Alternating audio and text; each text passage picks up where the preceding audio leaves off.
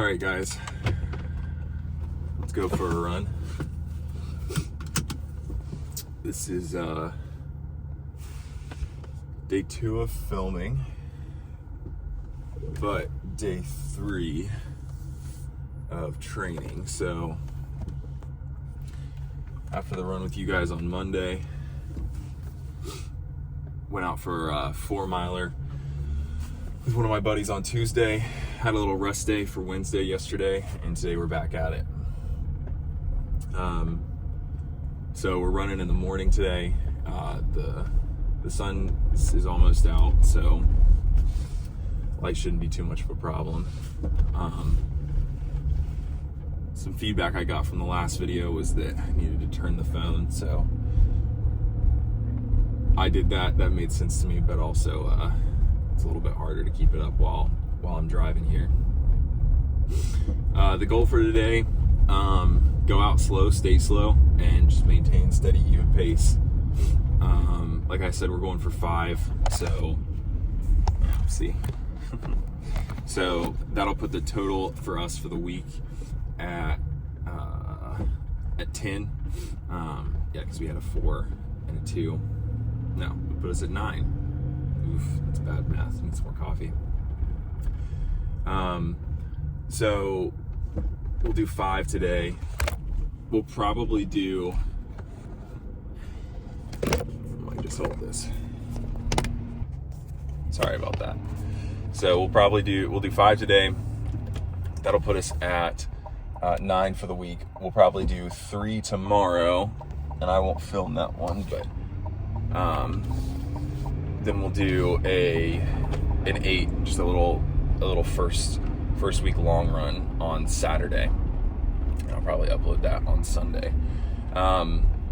So that'll put us right at that'll put us at 20 miles for the week. Yeah, this week is going pretty well for training. I feel like I'm doing a pretty good job staying, hydrated and eating well. I would say just kind of a tip for everybody is if you are training for something and you're not one of these people who just has all the time in the world, meal prepping your lunches is definitely important. If you're working a full-time job, that's just kind of one of the only ways that you're going to be able to keep that nutrition up, and to make sure that you're eating the right stuff is if you prep it beforehand. If you're going to make the decision in the moment about what to eat, 9 times out of 10 you're going to choose something bad. So definitely prep your meals early on in the week. I would say the same for breakfast as well, but I think it's a little bit easier in the morning to cook yourself breakfast if you have time. As far as these morning runs go, I kind of waffle back and forth between eating and not eating beforehand. So as you saw today, I'll have an element, some creatine, and a coffee before. And as we're sitting in the car here, I actually realized that I left my water I was going to bring on this run with me, but oh well. So during runs, especially for the morning ones, but really anything over like 4 miles, honestly, I like to bring a little bit of water with me. So I have a handheld bottle, and I'll normally bring I'll bring a handheld bottle, or I'll bring a Camelback. I typically do that for the longer runs. Really anything over 10 miles, I would say, is where I bring the Camelback. The handheld water bottle, I found that G1M Sport, which is a Bear nutrition product, Bear performance nutrition product, Nick Bear. I found that works really well for me.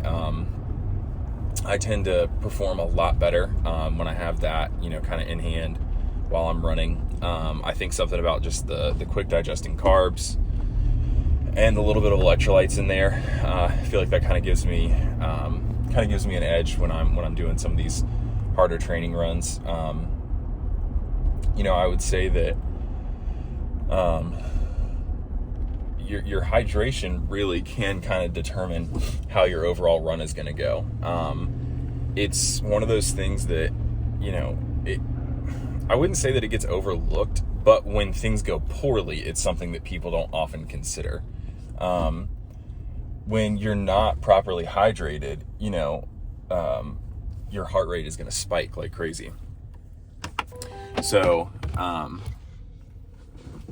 tend to find that, damn, I really didn't bring that water. That sucks. I tend to find that if I'm not properly hydrated and I haven't had enough like water beforehand,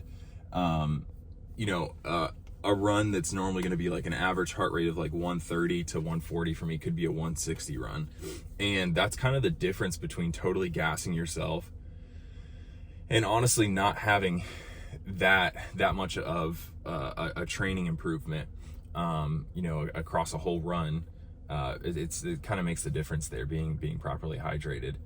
And, as far as eating goes, like I said, I kind of waffle.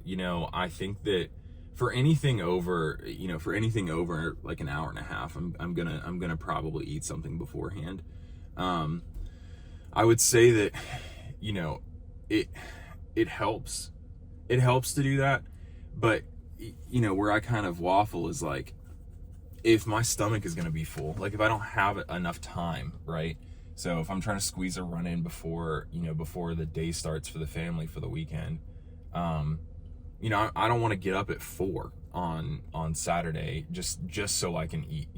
I'm happy to do that if I have a real reason to do it. If I'm out for a 3 or 4 hour run, like it makes sense at that point. But for anything other than that, just to eat,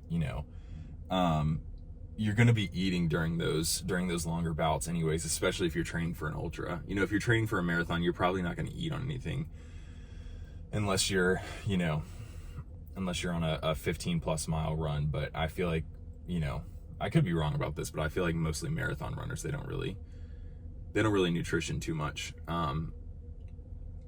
And, maybe it's just kind of a misnomer that I have in my head, but I feel like some of the more elite, like ultra athletes, like I don't see them eat too often. I'm sure I'm wrong about this. I'm sure that I just don't see it and that they do eat. But I'm also talking mostly about like what I see during races, not like from other YouTubers. Cause I know that people eat, they have to eat. You can't run 50, 100 miles without eating something. It just doesn't feel like it's every 20 minutes like it is, when I do an ultra. This for this race, we're definitely going to focus on eating every 20 minutes, and so we're going to train like that. Kind of a risk that I took back in March when I did this race, and finished it in 12 hours or whatever, was I hadn't really practiced eating every 20 minutes. And it was kind of one of those decisions that I made at the last moment, because more than anything, I was really just worried about running out of gas for the whole race. It's not impossible, but it is really hard to recover if you have totally gassed yourself in a big race or a big run. It's not impossible, but it's a lot easier to maintain your performance if you are properly nutritioned and properly hydrated. And to recover from it, you might lose some time, or, you just might lose some heart. It's one of those things that can be really disheartening if you're doing really well and you hit some sort of wall, which inevitably you're going to hit at some point. But if you hit some sort of wall that's related to something that you could have controlled, you're always going to have those elements that are totally out of your control. And one of my previous coaches, not the one that I fired, but the one that was really good and kind of helped me get through a lot. He gave me this acronym, which I'm sure that all of us have heard before, but I hadn't heard it in this context for running. So it's SOS, so subjective. That's where you just complain. You're like, damn, this really hurts. Like, I rolled my ankle. It's the worst. I'm not going to finish the race, whatever. So that's subjective. Then objective is, okay, everybody rolls their ankle. It's fine. It's not the end of the world. There's things that I can do. And then solve for the last S. Then you actually, you kind of think about, okay, here's what I'm going to do to fix this. So at the next aid station, I'm going to ask them to wrap it. I'm going to take some ibuprofen because I'm carrying that with me, and I'm just going to power on, and I just have to get through a couple more miles of this race. And that really helped me. It was kind of like a mental framework for when problems arose, because when you do these races, there is no scenario where you don't have some sort of problem. I mean, perfect races exist, but for the most part, you're going to run into something. Just because running, like we talked about on Monday, it's such a raw, like, natural sport. It's one of those things that, when you do any sort of work over a long enough time horizon, a long enough time span, it's like something is going to be exposed. And it could be, something as innocuous as, like, your hip gets a little bit tight, or, you got a little bit of a shoulder injury, or like there's it could be something totally innocuous, but it could be something that's a big deal as well. So I think that it's important to have those mental frameworks to overcome those challenges when they arise. Yeah, so we're gonna go out for a little 5-miler today. Nothing crazy. And I'll also try and keep the video shaking to a little bit less today. I know that some of the footage was a little bit raw for the last video. And honestly, I do want to keep these videos raw. Like, my goal is for them to not be heavily edited, not be heavily curated. I want it to just kind of like mimic and match, what it is actually like for me as somebody who's got a family and a full-time job, to get up and to run and to train for these things. So that's kind of the goal for this channel, and for this video today. So yeah, let's get out there and let's go for a run.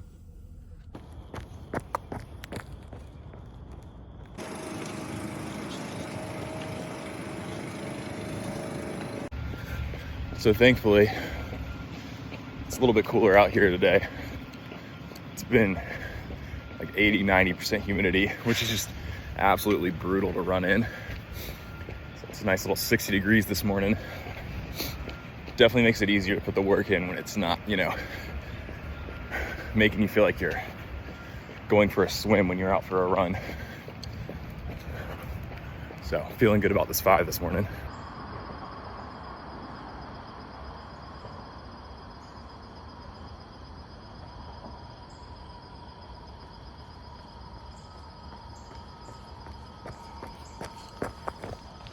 So we're about a mile in now.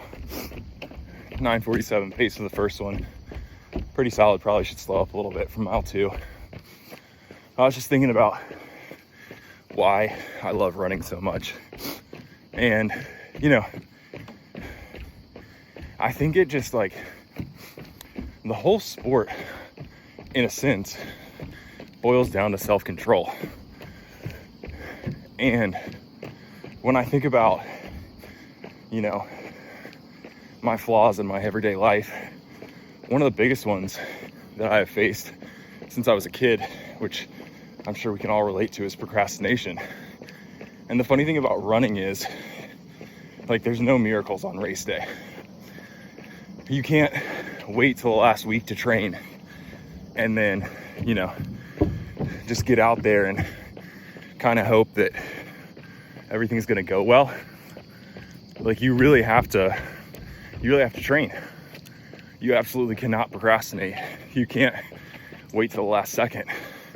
And so I think that's one of the reasons that running is such an important sport for me, is because it makes you, exercise those self-control muscles and those forethought muscles. And if those are things that, you struggle with, is I'm sure all of us do to some extent, running's kind of the antidote, or at least for me it was. So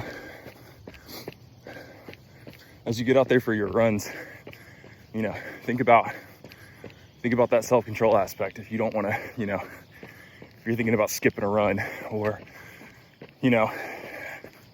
not doing a workout within a run, like, it just boils down to that self-control. So make sure you're executing on that so you perform as best as you can on race day.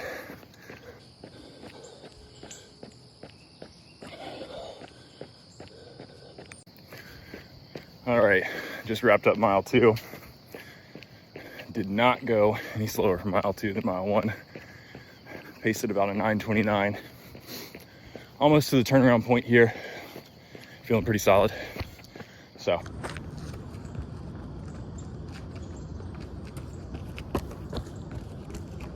All right, so to the turnaround point, realized 2 things. One, I said at the beginning of the video, I was going to hold the camera horizontal the whole time. Didn't do it, forgot about it. All good. I'm gonna keep learning. Second of all, I was thinking about the self-control piece that I was talking about. And I think that as much as running is about determination and grit and hard work and masculinity, if you're a man in a sense, that it's also about being kind to yourself. And so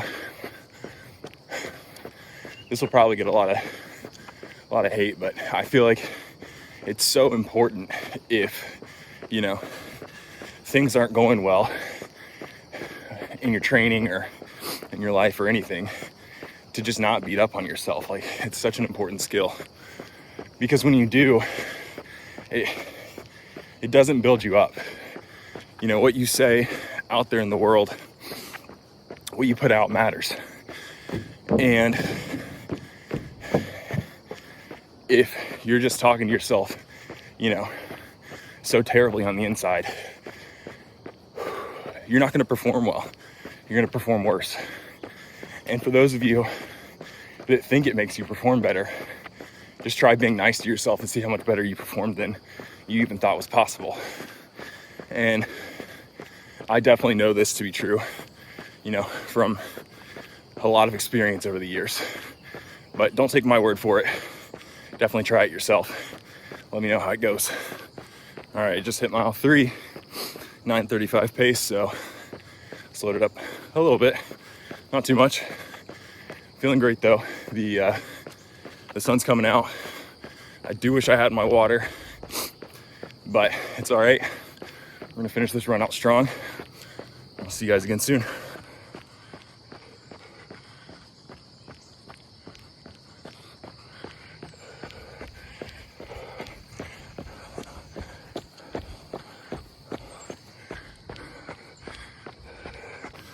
All right, mile 4, hit a 9:10 pace, so a little bit quick. Checked on the heart rate, was crossing over into that threshold zone.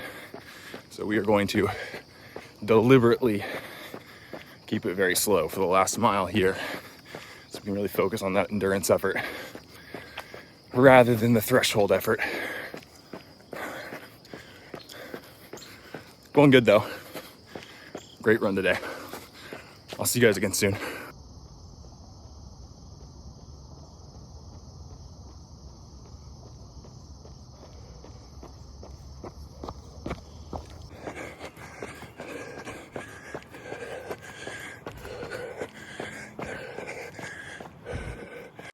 All right, guys. Wrapped up 5 miles. Good run. Finishing about 47:50. Let's get in the car and talk about it.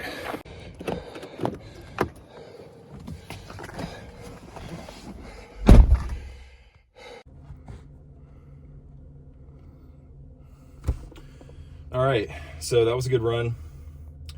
9:33 pace, 47:50. I'll try and put the Strava down here in the corner for you guys to see. I don't know if I'll be able to figure it out, but I'll definitely try. That was a good run. Some overall themes.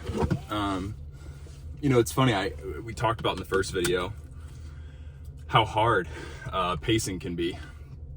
And, you know, I even talked about some of the goals that I had for this kind of building block that we're on right now. And one of them was to, you know, keep my pace from like 10:30 to 11, somewhere in there. I don't remember exactly what I said.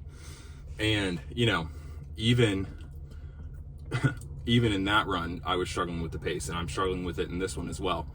And it just goes to show you, you know, like I said at the beginning of the last video, I've been running probably since about 2018, 2017, somewhere in there. So that's nearly 8 years, almost a decade of running, and I still, you know, struggle with the pace. Now, you could say that's because, you know, maybe I'm not as much of a pro, or, you know, there are people who train really hard to kind of figure that thing out. And like you would be right in saying that, like, I haven't trained enough to hone in that skill perfectly. But it's also to say that, you know, things do really take time, and even in some of the things that, you know, you've done a million times, you know, you're still going to mess it up every once in a while. And that's kind of what I was talking about before too, in, you know, mile 4 or somewhere in there. Like, one of the really underrated skills, in addition to pacing, that I talked about, was being kind to yourself. And, you know, there's a lot of discipline and grit and hard work that goes into running, and that is talked a lot about in the running community. But I don't always find that these people are talking about being kind to yourself as well. And, you know, when you mess up, when you don't have a perfect run, when you miss a run, like, it just does not benefit you to beat yourself up about it, because you're gonna make that mistake again. And, you know, that inner dialogue that you have really does make a difference. And when it's positive versus when it's negative, you're gonna perform better. You know, I'm a big believer in how you talk to yourself on the inside. Your performance is gonna reflect that on the outside. And if you're really beating yourself up and you think that beating yourself up is working, you know, like I said, while we were running, just do an experiment. You know, don't listen to me, try it out for yourself. And, you know, you'll see how much of a difference it makes to, you know, be kind to yourself versus not.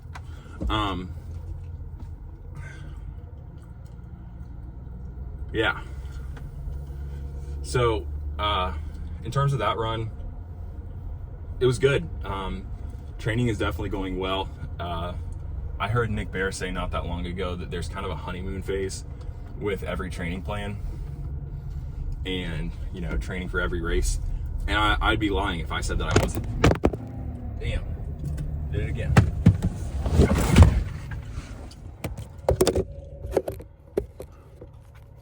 We're just gonna hold this.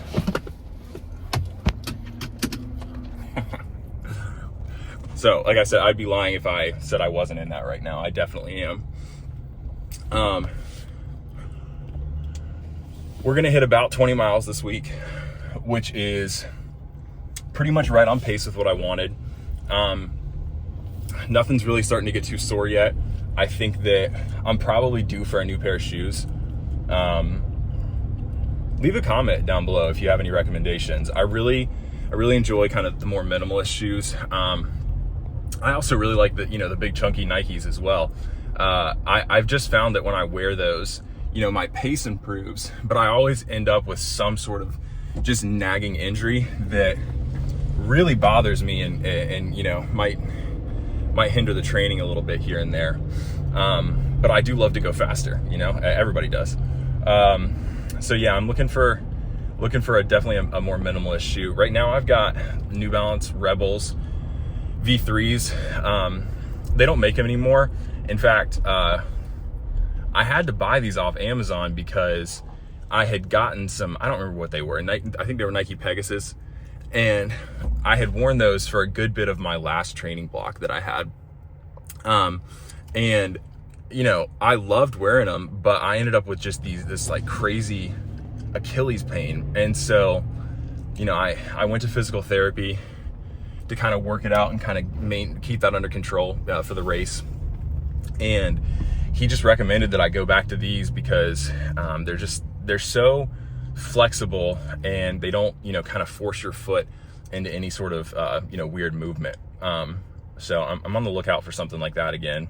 But I'm also hesitant to go, you know, what is that brand?